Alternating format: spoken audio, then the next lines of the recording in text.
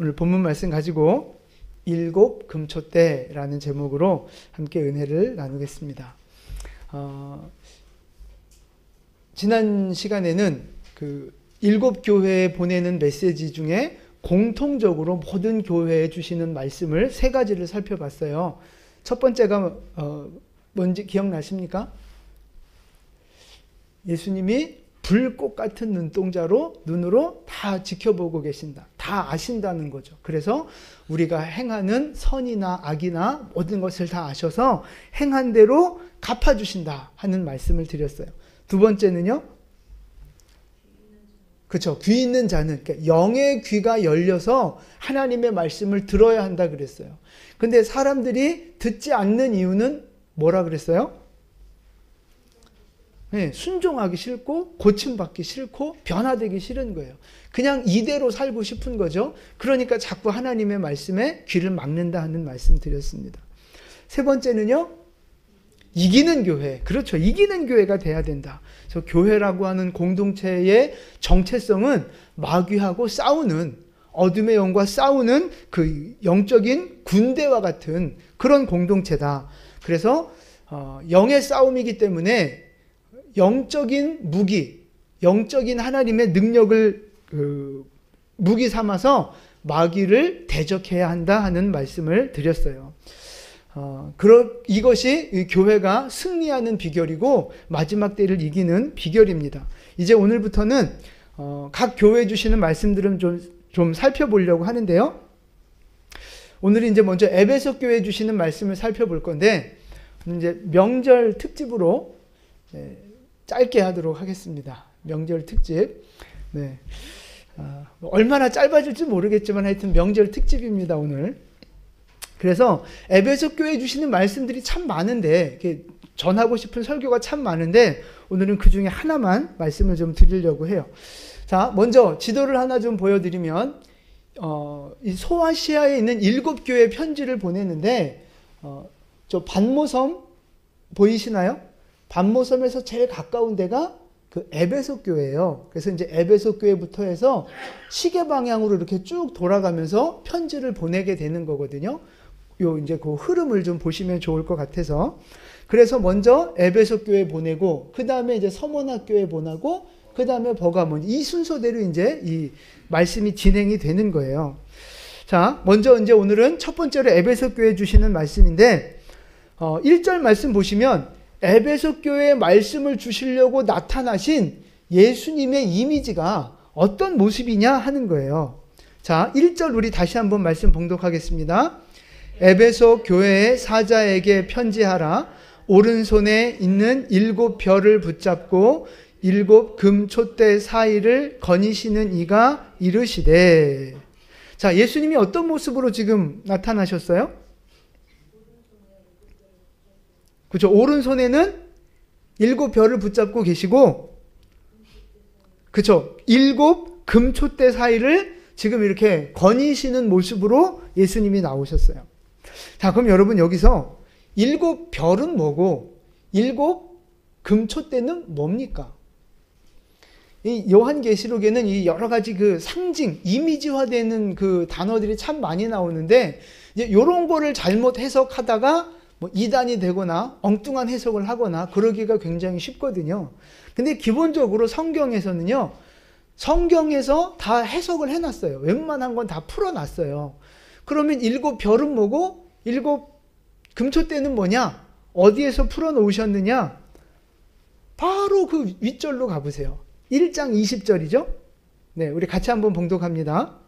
내가 본 것은 내 오른손에 7별의 비밀과 또 7 금촛대라. 7별은 7 교회의 사자요 7 촛대는 7 교회니라. 아멘. 다 설명하고 계시죠? 자, 그래서 7 촛대는 뭐예요? 교회를 말하는 7 교회를. 7별은 그 7 교회에서 사역하고 있는 일꾼들, 이렇게 목사님, 그 당시 어떤 뭐 장로, 뭐 이런 분들로 보시면 가장 무난할 것 같아요. 그런데 이제 질문은 왜 교회를 비유하는데 촛대라고 비유했느냐 하는 거예요. 왜 교회를 금촛대에다가 비유를 했을까요? 여러분, 그 금촛대는 이걸 말하는 거예요, 이거. 이제 이게 지성이 키만큼 큰 거예요, 사실은. 이제 이건 모형인데, 이 금촛대가 어디에 들어가 있어요? 그쵸? 예? 그쵸? 지자 빼고 성소에 들어가 있어요. 성소에 요 금촛대가 들어가 있고, 떡상이 들어가 있고, 분향단이 들어가 있고, 이 세 가지 성구가 들어가 있는데, 근데 오늘 예수님은 요 금촛대를 교회에다 비유하면서 말씀하고 계시는 거예요. 이 금촛대가 하는 역할은 뭡니까? 그죠? 여기 이제 그 촛불처럼 불이 켜지는 거예요. 그러니까 그 성소 안에 들어가면 창문이 없어요. 아주 두꺼운 뭐 양탄자 같이 두꺼운 걸로 이렇게 사방이 다 막혀 있기 때문에 아주 깜깜합니다. 그러니까 제사장이 들어가서 일을 하려면 빛이 있어야 되는데 그 빛의 근원이 어디냐? 요 금촛대에서 불을 밝혀서 그 성소 안을 밝히는 거거든요. 이 금촛대가 빛을 비추는데 금촛대가 상징하는 영적인 상징은 뭐예요? 성령을 상징하는 거예요. 성령의 그 조명하심, 성령의 빛, 성령의 기름. 바로 이 금촛대는 성령을 상징하는 거예요. 그러니까 성령을 상징하는 금촛대를 교회에다가 비유했다는 말은 교회하고 성령하고 뭔가 연관이 있다는 거예요. 교회와 성령이 밀접한 연관이 있다는 건데 무슨 연관이 있어요?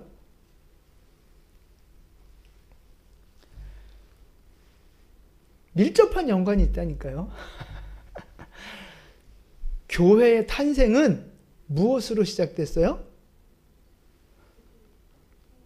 성령의 임재로부터 교회가 시작이 됐다고요. 그게 사도행전 말씀이잖아요. 우리 사도행전 2장 1절부터 3절까지 말씀 같이 봉독합니다. 오순절 날이 이미 이름에 그들이 다 같이 한 곳에 모였더니 호련히 하늘로부터 급하고 강한 바람 같은 소리가 있어 그들이 앉은 온 집에 가득하며 마치 불의 혀처럼 갈라지는 것들이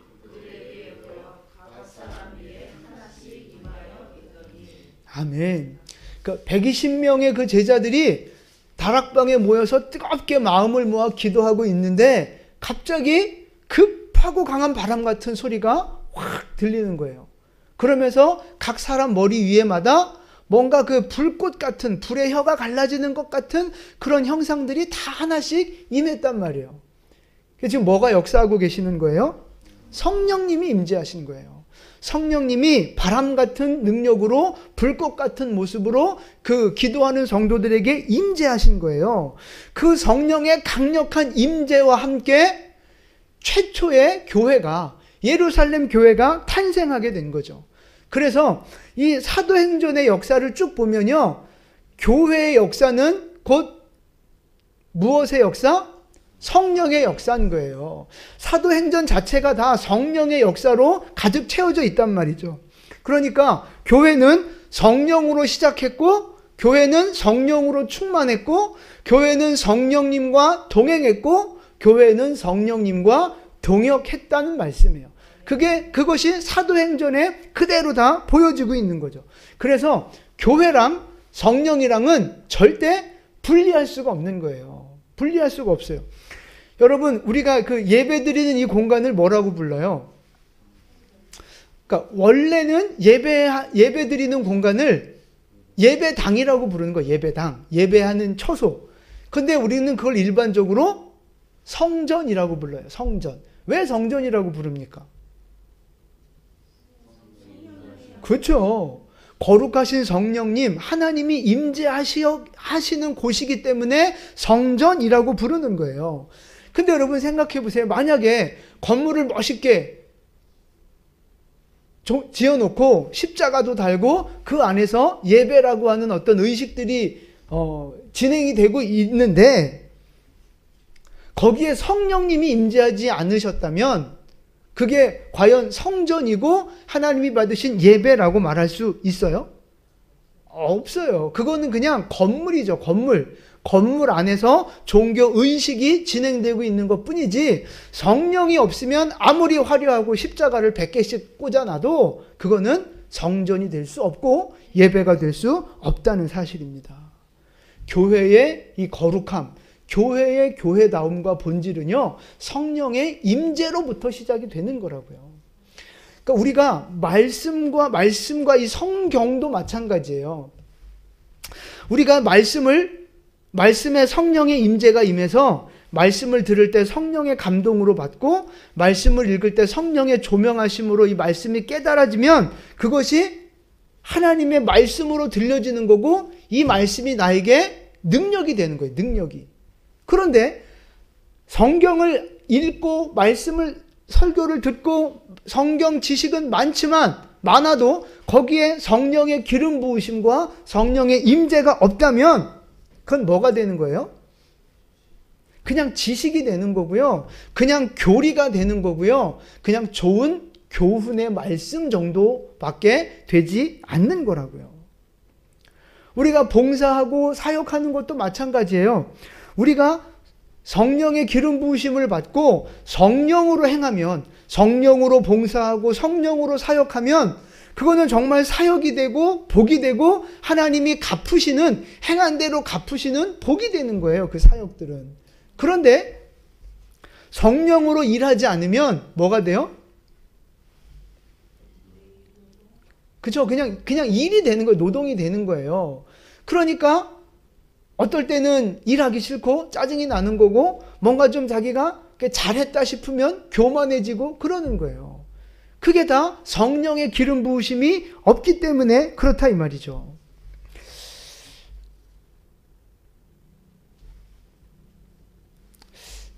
그래서 구약에서 왕을 세울 때, 선지자를 세울 때, 제사장을 세울 때 반드시 하는 의식이 있습니다. 그게 뭐예요?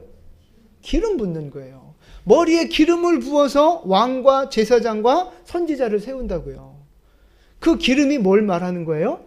성령을 말하는 거예요. 성령. 그러니까 왕, 제사장, 선지자, 이 하나님의 일을 하는 사람들은요, 하나님의 대행자로 일을 하는 사람들은 반드시 성령의 기름 부으심이 있어야 된다는 말씀이에요. 반드시 성령으로 충만함을 받고 성령으로 감동을 받고 성령으로 행할 때만 하나님의 일이 되는 거고 하나님의 역사가 이루어질 수 있다는 거죠. 여러분, 이 하나님은 영이시잖아요. 그러니까 하나님의 일도 어디에 속한 거예요? 영에 속한 거예요. 영에 속한 거. 육에 속한 일이 아니라고요. 교회 일, 뭔가 사역하고 봉사하는 거, 이게 육에 속한 일이 아닙니다. 영에 속한 일이에요. 하나님은 영이시기 때문에 하나님의 모든 일은 영에 속한 일이에요. 그러니까 반드시 뭐가 있어야 돼요? 성령의 역사, 성령의 기름 부으심이 있어야만 한다는 사실입니다. 그래야 교회의 교회다운 모습이 드러나는 거고요. 교회에 성령의 능력이 나타나는 그런 진짜 교회다운 교회가 된다는 말씀입니다. 그러니까 성령의 임재가 강할수록요, 교회의 교회다움이 드러나는 거예요. 성령의 임재가 강할수록 교회를 통해 하나님의 능력이 드러나는 거라고요. 그러니까 반대로 성령의 기름 부으심이 약할수록 교회의 교회다움이 사라지고 교회는 무능한 교회로, 무기력한 교회로 그냥 주저앉아 있게 되는 거예요. 교회와 성령은요, 떨어질 수 없어요. 교회는 항상 성령으로 충만해야 하고 성령의 기름 부으심이 있어야 하는 줄 믿으시기 바랍니다. 자, 스가랴 말씀이에요. 스가랴 4장 6절 말씀 우리 같이 봉독하겠습니다. 그가 내게 대답하여 이르되 여호와께서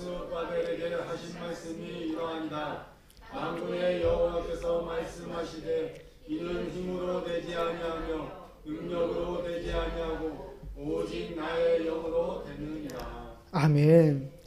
우리 손집사님 명절에 맛있는 걸 많이 드셨나 봐요. 네, 말씀 봉독 소리가 엄청 우렁차서 깜짝 놀랐어요. 자, 스가랴 말씀은요, 우리가 학개서 살펴봤잖아요. 그 포로에서 돌아온 사람들이 성전 건축하는 그 기간에 똑같이 학계 선지자와 함께 사역했던 사람이 바로 이 스가랴 선지자거든요. 그 선지자가 지금 성전 건축, 그 학계와 함께 성전 건축하는 그 배경 속에서 오늘 이 말씀을 하신 건데, 뭐냐면 하나님의 말씀이에요.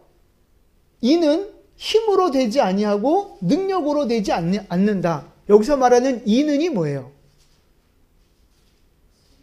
그죠? 성전 건축하는 걸 말하는 거예요. 성전 건축하는 일은 힘으로 되지 않고 능력으로 되지 않는다. 여기서 말하는 힘은 뭐냐 하면요, 군사력을 말하는 거예요. 군사력. 그 다음에 능력은 뭐예요? 인간적인 어떤 재능과 능력, 그런 걸 말하는 거거든요. 그러니까 지금 포로에서 돌아왔던 이스라엘 백성들의 상황을 생각해 보세요. 한 4만 명 정도? 그렇게 많지 않은 정말 그 마이너에 속하는 소수 민족이 돌아온 거예요. 군대가 있겠습니까? 조직된 정부가 있겠습니까? 아무것도 없어요.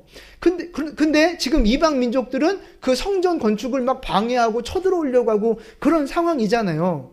학계서 말씀 기억 나시죠?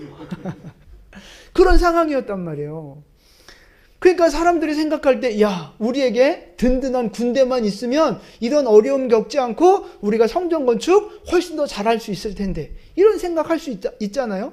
그리고 야, 사람도 많고 돈도 많고 기술자도 많으면 야, 이거보다 훨씬 더 화려한 성전 더 잘 지을 수 있을 텐데, 아, 너무 아쉽다, 너무 안타깝다, 이렇게 생각할 수 있잖아요. 사람들은 그렇게 생각할 수 있어도 하나님은 그게 아니라는 말씀을 하고 계시는 거예요. 아무리 군대가 있어도, 아무리 돈과 그 많은 그 재능들이 있어도 그것으로 성전 건축하는 게 아니에요. 그것이 군사력이 많고 돈과 사람이 많으면 좋은 건물은 지을 수 있겠죠. 그러나 뭐는 그것으로 지을 수 없어요? 성전은 그것으로 지을 수 없다는 거예요. 하나님을 예배하는 성전, 영의 일에 속한 이 성전을 건축하는 일은요, 무엇으로 할 수 있는 거예요? 하나님의 영으로, 성령의 역사로, 성령의 능력으로만 이루어져 갈 수 있다는 사실입니다. 하나님이 오늘 그거를 우리에게 말씀하고 계시는 거예요. 하나님의 일은, 교회의 일은 육의 모습으로 하는 게 아니라고요. 영으로, 성령으로, 성령의 기름 부으심이 있을 때 그것이 되어진다라고 하는 사실입니다. 여러분, 이제 이 말씀을 오늘 우리에게 적용해 보기를 원합니다. 지금 여러분 신앙생활 열심히 하고 계시는데, 과연 내 신앙생활 속에 성령의 기름 부으심이 있고 성령의 충만한 은혜가 있느냐 하는 거예요. 우리 교회 안에 성령의 기름 부으심, 성령의 충만함이 있느냐 하는 것입니다. 여러분에게 성령의 기름 부으심 있어요? 아멘 하셔야죠. 있어요. 근데 단지 뭐가 문제예요? 우리 안에 성령님은 계세요. 근데 충만하지 않은 게 아쉬움이죠. 아쉬움. 충만하지 않은 거. 물론 충만한 분도 계세요. 곽권선생님 저를 째려보시려고 하는 것 같아요. 충만하신 분도 있지만 많은 경우에 많은 사람들이 이 충만함이 부족한 거예요. 성령의 기름 부으심이 부족한 거예요. 그러니까 이 예배 생활을 하고 신앙 생활을 하고 뭔가 이렇게 봉사와 사역을 할 때 자꾸만 내 힘이 들어가는 거예요. 내 감정이 들어가고 내 생각이 들어가고 내 욕심이 들어가는 거예요. 성령의 기름 부으심으로, 성령의 충만함으로 해야 되는데 자꾸만 인간의 생각, 내 관점, 내 욕심, 내 주장, 자꾸 이게 들어간다 이 말이죠. 여러분, 기계를 돌리는 걸 한번 생각해 보세요. 우리 집사님도 이제 기계를 만지시는데, 기계를 돌리는 데 있어서 가장 중요한 것 중에 하나를 꼽으라면 윤활유잖아요. 기름이요. 모든 기계에는요, 기름이 발라집니다. 기름이. 그래야 무리 없이 이게 잘 돌아가는 거예요. 만약에 멋있는 기계는 있는데, 성능 좋은 기계는 있는데 거기에 기름을 발라놓지 않으면 어떻게 돼요? 끽끽 소리 나고, 그래도 계속 돌리면 이제 기계에서 열이 나고 문제가 생기는 거예요. 기계가 망가진다고요. 그래서 기계에는 반드시 기름을 부어야 하는 거예요. 이 영적인 생활도 마찬가지예요. 교회도, 우리 신앙생활도 성령의 기름 부으심이 부족하면 소리가 나요. 소리가. 원망하는 소리, 불평하는 소리, 비난하는 소리, 자기 잘난 척하는 소리. 성령의 기름 부으심이 부족하면 그런 삑삑 소리가 난다고요. 그리고 조금 더 지나면 어떻게 돼요? 열이 나는 거예요. 열이 막 이제 뚜껑이 열리는 거죠. 그러니까 여러분, 교회에서 신앙생활 하시고 뭔가 이게 그 하나님의 일을 하는데 막 열이 나. 승질이 나. 그러면 그거는 물론 그렇게 말하는 사람 이유가 있겠죠. 뭐 저것 때문에 그래, 저 사람 때문에 그래, 이 문제 때문에 내가 열이 나, 화가 나, 그럴 수 있지만 영적인 그 모습으로 들어가 보면 뭐 때문에 열이 나는 거예요? 기름 부으심이 없기 때문에 그런 거라고요. 기름이 없으니까 자기 노력으로 하고 자기 힘으로 하고 자기 의로 하려고 하니까 열이 나는 거라고요. 기름 부으심이 있어야 되는 거예요. 여러분은 지금 성령의 기름 부으심이 충만하시느냐 하는 거죠. 우리 교회는요. 자, 예수님이 사역하실 때 예수님은 정말 능력 있게 사역하셨고요. 예수님이 사역하시면서 하나님한테 불평하고 원망한 적 있어요? 예수님이 사역하시면서 막 짜증내고 막 누구 정죄하고 막 그러신 적 있어요? 없잖아요. 정말 완전히 100% 온전한 모습으로 사역하셨고요. 근데 그렇게 온전한 사역을 완성시킬 수 있었던 이유가 뭘까요? 그렇죠. 자, 말씀 한번 볼게요. 요한복음 3장 34절 말씀입니다. 같이 봉독합니다. 하나님이 보내신 이는 하나님의 말씀을 하나니 이는 하나님의 성령을 한량없이 주시느니라. 아멘. 하나님이 예수님에게 성령을 한량없이 부어주신 거예요. 하나님이 예수님에게 성령님을 제한 없이 부어주셨다고요. 그러니까 예수님에게는 성령의 기름 부으심이 항상 충만하고 넘쳤다 이 말이에요. 그러니까 기름 부으심이 가득하니까 소리 날 일이 없어요. 열받을 일이 없다고요. 성령 충만하시니까 성령으로 행하시는 거예요. 그러니까 그 사역이 완전할 수 있었다는 말씀입니다. 여러분, 하나님이 우리에게도 성령을 부어주시되 한량없이 제한 없이 부어주시는 은혜가 있기를 간절히 소망합니다. 그래서 우리 모두 다 열심히 사역하시고 기도하시고 열심히 교회를 세워나가고 계시는데 성령 충만한 그 은혜가 회복되어져서 정말 성령님과 더 동행하고 성령님과 동역하는, 그래서 성령의 역사와 열매를 만들어내는 우리 영광교회 성도님들 될 수 있기를 축복합니다. 우리가 열심히 부족해서 문제가 생기는 게 아니에요.